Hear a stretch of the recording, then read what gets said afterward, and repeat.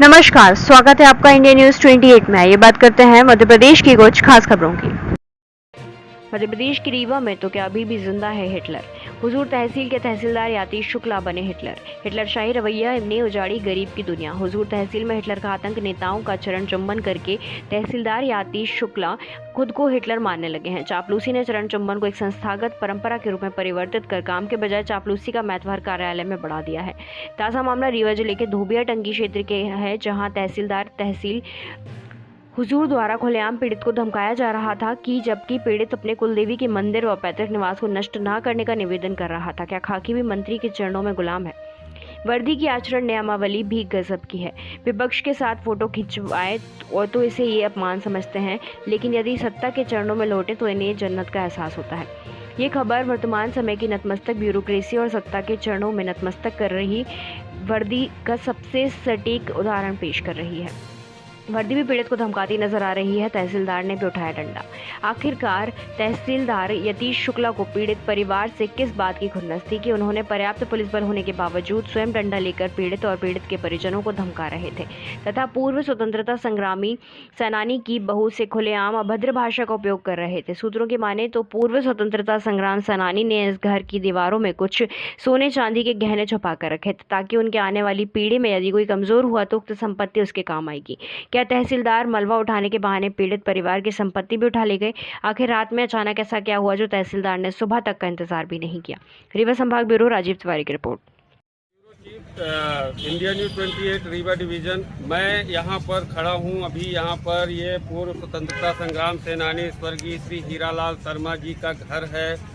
इससे पूर्व में भी इसके संबंध में हमने खबरें चलाई थी और यहाँ पर प्रशासन द्वारा इस घर को जमींदोज किया गया था, लेकिन आज एक सनसनीखेज मामला सामने आया है जहाँ पर परिजनों ने यह आरोप लगाया है कि प्रशासन ने उनकी घर में रखी हुई पुश्तैनी संपत्ति को खुर्द-बुर्द किया है। परिवारजनों ने यह भी आरोप लगाया है कि तहसीलदार सतीश शुक्ला द्वारा महिला का हाथ पकड़ के उसको बाहर किया गया और उसकी संपत्ति को खुर्द-बुर्द करने में पूरा योगदान दिया गया। यहाँ तक बात खत्म नहीं होती। बात यह भी है कि हॉस्पिटल प्रशासन, सिविल सर्जन यत्नेश त्रिपाठी पर भी गंभीर आरोप लगाए जा रहे हैं और यत्नेश त्रिपाठी के साथ साथ जो अस्पताल में उपस्थित महिला गार्ड हैं, उन्होंने भी यहाँ पर आके महिलाओं के साथ बदसलूकी की है।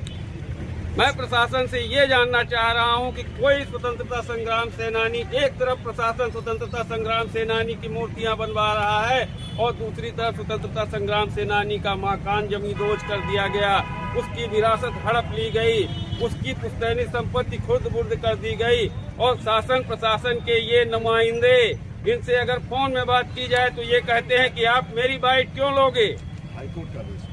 ये बोल रहे हैं कि हाई कोर्ट का आदेश है। हाई कोर्ट का ये आदेश कहाँ है कि इनकी संपत्ति चोरी कर ली जाए? प्रशासन ने इनकी संपत्ति चोरी कर ली है और मैं एज ए पत्रकार ये प्रशासन से अपील करता हूँ कि इनकी चोरी गई संपत्ति बहाल करके इनके साथ हुए जुल्म और अन्याय का बाकायदे FIR लॉन्च करके और अपराधी तहसीलदार को जेल तक पहुँचाया जाए। धन्यवाद। हाँ, शुक्ला जी बोल रहे हैं? हाँ शुक्ला जी, राजीव तिवारी बोल रहा हूँ इंडिया न्यूज 28 से। हाँ बताएं।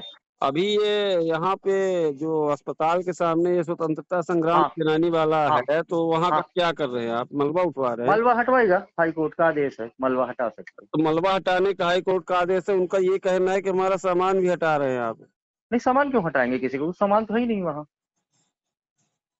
जो तो स्ट्रक्चर जो मान लीजिए जो बचा हुआ है वो एज इट इज रहेगा, तो ऑर्डर में ही लिखा है सब कुछ क्लियर।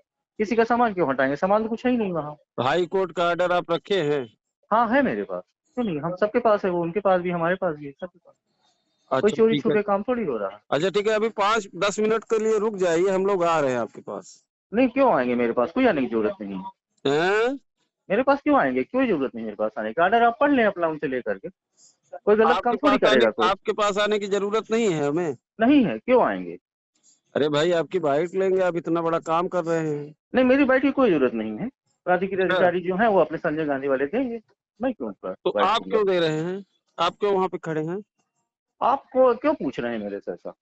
मैं इसलिए पूछ नहीं, रहा क्यों हूँ, पूछ रहे हैं आप ऐसा? आप मैं क्यों इसलिए खड़े हो, पूछ रहा कौन हो? हूँ मैं इसलिए पूछ रहा हूँ क्योंकि हाँ, आप ये बोल रहे हो कि आप बाइट नहीं दोगे। नहीं दूंगा, बोल तो रहा हूँ, मैं नहीं दूंगा। संजय गांधी वाले देंगे अपना, जो वहाँ के अथॉरिटी, सीएमओ देंगे, अधीक्षक देंगे, अधिष्ठाता देंगे, वो देंगे। तो आपको सीएमओ ने बोला है कि आप वही रहिए? नहीं, सीएमओ क्यों बोलेगा मेरे को? तो आपको कौन सा आदेश मिला कि आप वहाँ पे जाइए? भाई मैं जिला प्रशासन का आदमी हूँ, आप इस तरह मेरे से बात करने के लिए क्यों कर रहे हैं आप मेरे से बात इसका? मैं कोई चोर चक्का थोड़ी हूँ कि आप क्यों गए हो वहाँ, क्यों जा रहे हो? नहीं तो आपको मैं आपको क्लियरिफिकेशन नहीं दे सकता ना। जिला प्रशासन ने आपको मैं आदेश आपको दिया है? क्लियरिफिकेशन क्यों दूं? अच्छा, आप कुछ मत दीजिए, हम आ रहे हैं हाँ, आपके पास। आप जाते रहिए।